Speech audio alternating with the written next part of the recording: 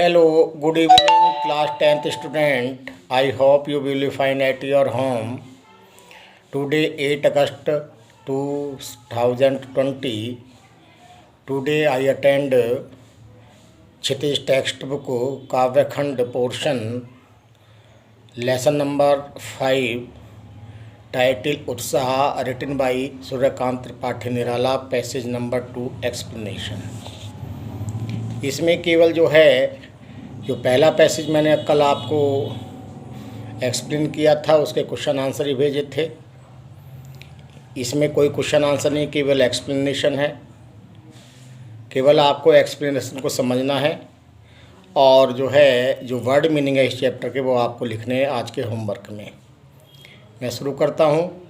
विकल विकल उन्मन थे उन्मन, विश्व के निधाग के सकल जन, आए अज्ञात दिशा से अनंत के घन, तत्व धरा जल से फिर शीतल कर दो बादल कर जो। सूर्यकांत त्रिपाठी निराला ने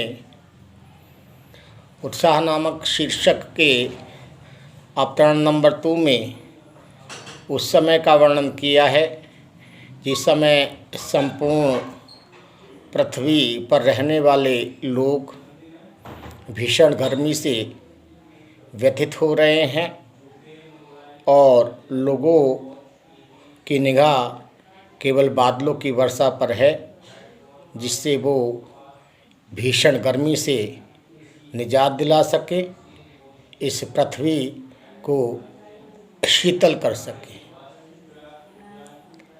विकल विकल उन्मन थे उन्मन, विकल विकल विचलित हो रहे थे, अथाह विचलित हो रहे थे, परेशान हो रहे थे और बड़े ही अनमने मन से वो विश्व के लोग भीषण गर्मी की तपन को सहन कर रहे थे। अथाह गर्मी थी, भीषण गर्मी थी, इतनी व्यथा थी कि उनका किसी भी कार्य में मन नहीं लग रहा था।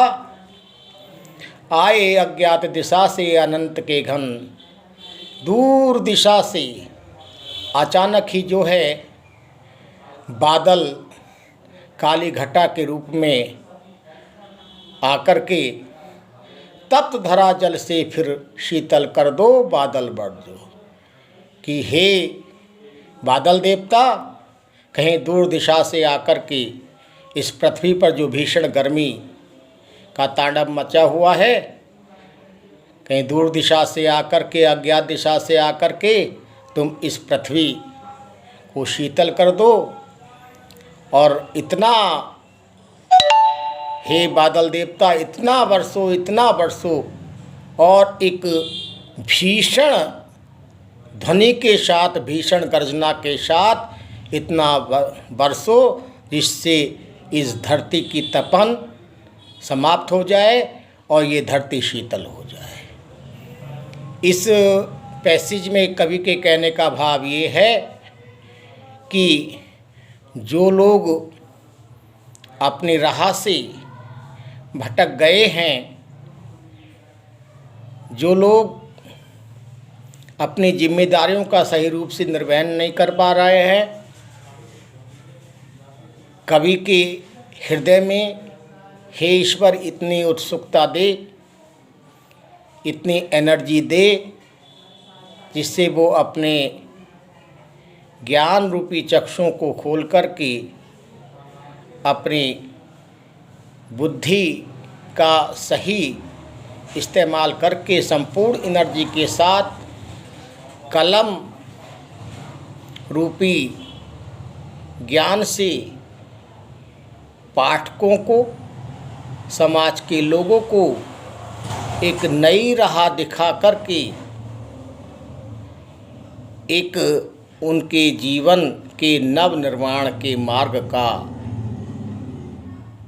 द्वार प्रशस्त कर सके। उनके हृदय में जो विचलन है,